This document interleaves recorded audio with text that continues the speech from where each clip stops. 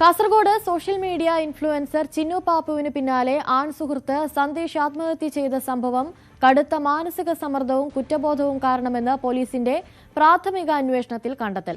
രണ്ടുപേരുടെ ആത്മഹത്യകളിലും പുറത്തുനിന്നും ഏതെങ്കിലും തരത്തിൽ ഇടപെടലുകൾ ഉണ്ടോ എന്നതും അന്വേഷിക്കുന്നുണ്ട്. കഴിഞ്ഞ തിങ്കളാഴ്ചയാണ് ചിന്നുവിനെ ആസാദ് നഗറിലെ വാടക വീട്ടിൽ ജീവനൊടുക്കിയ നിലയിൽ കണ്ടെത്തിയത്. കൂടുതൽ വിവരങ്ങളുമായി കെ വി ബൈജു ചേരുന്നുണ്ട്.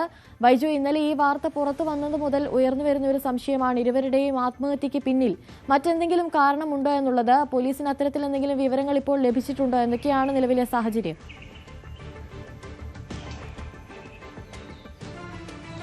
അനുശ്രീ, പോലീസ് അന്വേഷണം ഇപ്പോഴും തുടരുന്നുണ്ട്. ഇതിൽ അനുശ്രീ സൂചിപ്പിച്ചതുപോലെ തന്നെ പ്രാഥമികമായി പോലീസ് അന്വേഷണത്തിൽ കണ്ടെത്തിയിരിക്കുന്നത് ഇത് തന്നെയാണ്. കടുത്ത മാനസിക സമ്മർദ്ദം, അതായത് ഈ ചിന്നു ആത്മഹത്യ ചെയ്തതിലുള്ള കടുത്ത മാനസിക സമ്മർദ്ദം, അതോടൊപ്പം കുറ്റബോധവും ഇയാളെ ആടിയിരുന്നു എന്നാണ് പോലീസ് പറയുന്നത്. പോലീസിന് ഒരു സംശയം, ഇയാളെ കസ്റ്റഡിയിലെടുത്തപ്പോൾ തന്നെ ആ രീതിയിലുള്ള സംശയങ്ങളൊക്കെ പോലീസിനുണ്ടായിരുന്നു. കാരണം വലിയ തോതിലുള്ള മാനസിക സമ്മർദ്ദം ഈ ചോദ്യം ചെയ്യലിലും സന്ദേശം പ്രകടിപ്പിച്ചിരുന്നു. അതുകൊണ്ട് തന്നെയാണ് വിശദമായ ചോദ്യം ചെയ്യലിൽ കഴിഞ്ഞതിന് ശേഷം ഈ ചിന്നുവിന്റെ ആത്മഹത്യയിൽ ഈ ഒരു സന്ദേശത്തിന് പങ്കില്ല എന്ന് കണ്ട് പറഞ്ഞേക്കുമ്പോൾ അവരുടെ രക്ഷിതാക്കളെ വിളിക്കുകയും കൃത്യമായി അവരോട് പറയുകയും ചെയ്തിരുന്നു, വലിയ മാനസിക സമ്മർദ്ദത്തിലാണ്, ഒന്ന് ശ്രദ്ധിക്കണമെന്ന്. പക്ഷേ അത് ഇത്തരത്തിൽ എത്ര ദിവസം ഇവർക്ക് വീട്ടുകാർക്ക് നോക്കാൻ കഴിയുമെന്നത് ഒരു ചോദ്യം തന്നെയാണ്. ഏതായാലും ആത്മഹത്യ ഒന്നിനും പരിഹാരമല്ല എന്ന് ആവർത്തിച്ച് പറഞ്ഞോട്ടെ. ഏതായാലും ഈ സന്ദേശിന്റെ മൃതദേഹം ഇന്നലെ രാത്രി തന്നെ സംസ്കാരങ്ങളൊക്കെ പൂർത്തിയായി. ഇന്നലെ പാറക്കട്ടിയിലുള്ള പൊതുശ്മശാനത്തിലായിരുന്നു ഇന്നലെ സംസ്കാര ചടങ്ങുകൾ ഉണ്ടായിരുന്നത്. സുഹൃത്തുക്കളും അടുത്ത സുഹൃത്തുക്കളും ബന്ധുക്കളും ഒക്കെ ഈ ഒരു സംസ്കാര ചടങ്ങിൽ പങ്കെടുത്തിരുന്നു. ഏതായാലും പോലീസിന്റെ അന്വേഷണം ഇനിയും തുടരും. കാരണം പുറത്തുനിന്ന് ഏതെങ്കിലും തരത്തിലുള്ള ഇടപെടൽ ഉണ്ടായിട്ടുണ്ടോ എന്നത് സംബന്ധിച്ച് പോലീസ് അന്വേഷണം നടത്തുന്നത്. പ്രധാനമായും ഈ ചിന്നു ആത്മഹത്യ ചെയ്തതിന് തൊട്ടു പിന്നാലെ ഇവർ ഒരുമിച്ചായിരുന്നു താമസം ഉണ്ടായിരുന്നത്. ഈ സന്ദേശിന്റെ ഫോട്ടോ വെച്ച് ഈ ചിന്നുവിന്റെ മരണത്തിന് കാരണം സന്ദേശാണെന്ന തരത്തിൽ വലിയ തോതിൽ പ്രചരണം ഉണ്ടായിരുന്നു. കാരണം അങ്ങനെ ഒരു സംശയം പോലീസിന് തുടക്കത്തിൽ ഉണ്ടായിരുന്നു. ഇയാളെ കസ്റ്റഡി എടുക്കുകയും ചെയ്തത് അതുകൊണ്ടാണ്. കാരണം കഴിഞ്ഞ കുറച്ച് ദിവസങ്ങളായി, ഒരാഴ്ചയോളമായി ഇവർ തമ്മിൽ വാക്കുതർക്കങ്ങളും മറ്റും ഒക്കെ ഉണ്ടായിരുന്നു. അത് ആ രീതിയിലുള്ള കാര്യങ്ങളൊക്കെ പ്രചരിച്ചിരുന്നു. അതുകൊണ്ട് തന്നെ ഈ പ്രത്യേകിച്ച് ഈ വാർത്തകൾക്കൊക്കെ അടിയിലും ചില സാമൂഹ്യ മാധ്യമങ്ങളിലും ചില സൈറ്റുകളിലുമൊക്കെ ഇത്തരത്തിൽ ചിന്നുവിന്റെ ആത്മഹത്യക്ക് കാരണം ഈ സന്ദേശാണെന്ന തരത്തിൽ വലിയ പ്രചാരണം ഉണ്ടായിരുന്നു. അത് ഇയാളുടെ മാനസിക സമ്മർദ്ദം വർദ്ധിപ്പിച്ചു എന്നാണ് പോലീസ് പറയുന്നത്.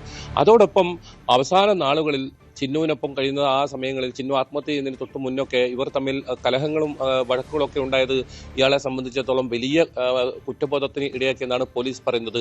ഇതെല്ലാമാണ് ഈ ഒരു ആത്മഹത്യക്ക് നയിച്ചതെന്നാണ് പ്രാഥമികമായുള്ള കണ്ടെത്തൽ.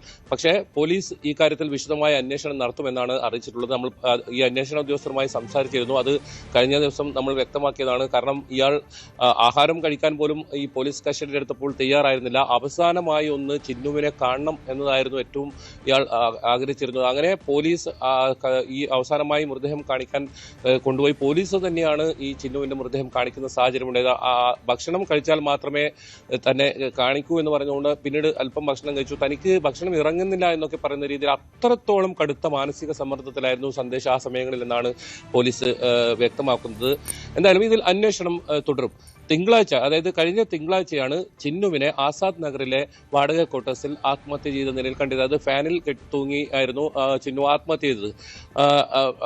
ഇവർ കഴിഞ്ഞ കുറച്ച് മാസങ്ങളായി ഇവർ ഒരുമിച്ചായിരുന്നു താമസം. ചിന്നുവിനെ സംബന്ധിച്ചിടത്തോളം ചിന്നുവിന്റെ ഭർത്താവ് മറ്റൊരു യുവതിക്കൊപ്പം ഒളിച്ചോടി താമസം ആരംഭിച്ചതും ഇപ്പോൾ ഉള്ള ബന്ധത്തിൽ ചെറിയ അസ്വാരസ്യങ്ങളൊക്കെ ആയിരിക്കാം കടുത്ത സമ്മർദ്ദം ഉണ്ടാക്കുകയും മാനസിക സമ്മർദ്ദം ഉണ്ടാക്കുകയും ആത്മഹത്യക്ക് നയിച്ചതെന്ന്. എന്നാൽ ഇത് വലിയ ചർച്ചാ വിഷയമായി ഇപ്പോഴും നിലനിൽക്കുന്നതാണ്. ചിന്നുവിന്റെ ആത്മഹത്യക്ക് തൊട്ടു പിന്നാലെ തന്നെ സമൂഹ മാധ്യമങ്ങളിൽ വലിയ ചർച്ച ഈ കാര്യത്തിലുണ്ടായിരുന്നു. ആരാണ് വില്ലൻ? ഈ ഇത്തരത്തിൽ രേഷ്മ എന്ന് പറയുന്ന ചിന്നു പാപ്പു എന്തിനാണ് ആത്മഹത്യ ചെയ്തത്? കാരണം എന്താണ്? ആദ്യ ഭർത്താവാണോ? തുടങ്ങിയ രീതിയിലുള്ള വലിയ ചർച്ചകളൊക്കെ നടക്കുന്നുണ്ടായിരുന്നു. ഇപ്പോഴും ആ ചർച്ചകൾ സജീവമായി തുടരുകയാണ്. സന്ദേശിന്റെ ആത്മഹത്യയിലൂടെ അത് വീണ്ടും ചർച്ചാ വിഷയമായി മാറുകയാണ്. ഇവർ രണ്ടുപേരും ഇത്തരത്തിൽ ജീവനൊടുക്കാനുണ്ടായ സാഹചര്യം, അതിനെക്കുറിച്ച് വലിയ ചർച്ച നടക്കുന്നുണ്ട്. ഏതായാലും ഈ 4 വയസ്സുള്ള ഒരു മകൻ ഈ ചിന്നുവിനുണ്ട്. ആ മകനെ അനാഥമാക്കിയാണ് ചിന്നു യാത്രയായത്. ഇപ്പോൾ ആ മകൻ ഇപ്പോൾ അച്ഛനും ഇല്ല അമ്മയില്ലാത്തൊരവസ്ഥയിലാണ് ആ കുട്ടിയുള്ളത്. ഇത്തരം സന്ദർഭങ്ങൾ അത് കൃത്യമായി പോലീസ് പറയുന്നുണ്ട്. ഒരു കുട്ടിയെയാണ് ഇപ്പോൾ അനാഥമാക്കിയിരിക്കുന്നത്. ഇവർ തമ്മിൽ ഒരുമിച്ചായിരുന്നു താമസം. അത് ഈ ചില ഘട്ടങ്ങളിലൊക്കെ മകനും ഇവർക്കുമായിരുന്നു താമസം ഉണ്ടായിരുന്നത്. പക്ഷേ ഈ ആത്മഹത്യ ചെയ്യുന്ന സമയത്ത് രേഷ്മ തന്റെ മകനെ പിതാവിന്റെ കയ്യിലായിരുന്നു ഏൽപ്പിച്ചിരുന്നത്. വീട്ടുകാരെ ഒന്നും ഈ രേഷ്മ ഒരു സംഭവങ്ങൾ ഇത്തരം സംഭവങ്ങളൊന്നും പങ്കുവച്ചിരുന്നില്ല. അതോടൊപ്പം ഇവരുടെ ബ്ലോഗുകൾ പരിശോധിച്ചാലും അത്തരം കാര്യങ്ങളൊന്നും തന്നെ ഒരു സൂചന പോലും നൽകാതെയാണ് രേഷ്മ ആത്മഹത്യ ചെയ്തതെന്നാണ് അതിൽ മറ്റൊരു പ്രധാനപ്പെട്ട കാര്യം. അത് തന്നെയാണ് പോലീസും അന്വേഷിക്കുന്നത്. ഇതിൽ ആത്മഹത്യാ കുറിപ്പുകൾ ഒന്നും പോലീസിന് ഇതുവരെ ലഭിച്ചിട്ടില്ല. ഈ സന്ദേശിന്റെ ആയാലും അങ്ങനെ ഒരു മാനസികാവസ്ഥയിലായിരുന്നില്ല എന്ന് തന്നെയാണ് പോലീസ് പറയുന്നത്. അതുകൊണ്ട് തന്നെ സുഹൃത്തുക്കളുടെ മൊഴി ഇന്ന് രേഖപ്പെടുത്തും. സന്ദേശിന്റെ അടുത്ത സുഹൃത്തുക്കളുടെയൊക്കെ മൊഴി രേഖപ്പെടുത്തും. ഇവരാരും തന്നെ സന്ദേശിന്റെ മരണത്തിൽ അല്ലെങ്കിൽ ആത്മഹത്യയിൽ ഒന്ന് പ്രതികരിക്കാൻ പോലും തയ്യാറായിട്ടില്ല.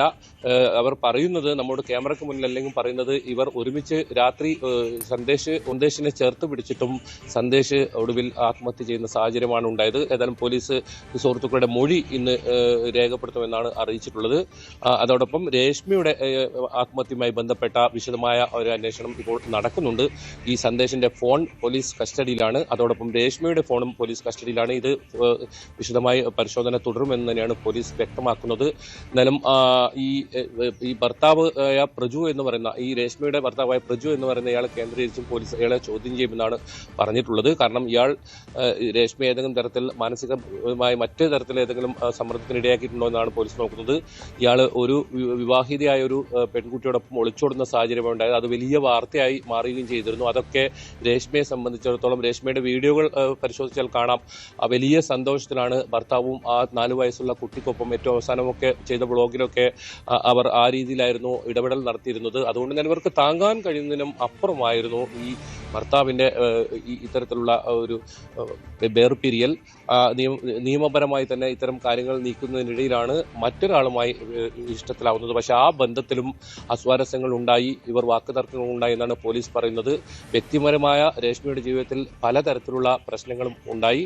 അതെല്ലാം ഒരു സമ്മർദ്ദത്തിനിടയാക്കിയും കടുത്ത മാനസിക സമ്മർദ്ദത്തിനിടയാക്കിയും അങ്ങനെ ആത്മഹത്യ ചെയ്തതെന്നാണ് പ്രാഥമികമായ നിഗമനം. അതിൽ മനംനൊന്ത് അല്ലെങ്കിൽ അത്തരത്തിൽ താങ്ങാനാവാതെയാണ് സന്ദേശം ആത്മഹത്യ ചെയ്തതെന്നാണ് പ്രാഥമികമായി പോലീസ് അന്വേഷണത്തിൽ കണ്ടെത്തിയിരിക്കുന്നത്. പക്ഷേ നേരത്തെ പറഞ്ഞതുപോലെ തന്നെ ഇതിൽ ബാഹ്യമായ ഇടപെടലുകൾ ഏതെങ്കിലും തരത്തിലുണ്ടോ, ഇത്തരത്തിൽ അപകീർത്തികരമായ രീതിയിൽ സന്ദേശിനെ അപകീർത്തിപ്പെടുത്തുന്ന രീതിയിൽ ഫോട്ടോ വെച്ച് ഇയാളാണ് രേഷ്മയുടെ ആത്മഹത്യക്ക് കാരണമെന്ന രീതിയിൽ ഏതെങ്കിലും തരത്തിൽ പ്രചരണം നടത്തിയിട്ടുണ്ടോ, അങ്ങനെയുണ്ടെങ്കിൽ അത്തരം കാര്യങ്ങളിലേക്കും പോലീസ് അന്വേഷണം വ്യാപിപ്പിക്കും.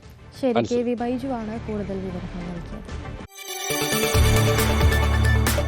കൂടുതൽ വാർത്തകൾക്ക് news 18 Keralam YouTube channel subscribe ചെയ്യുക.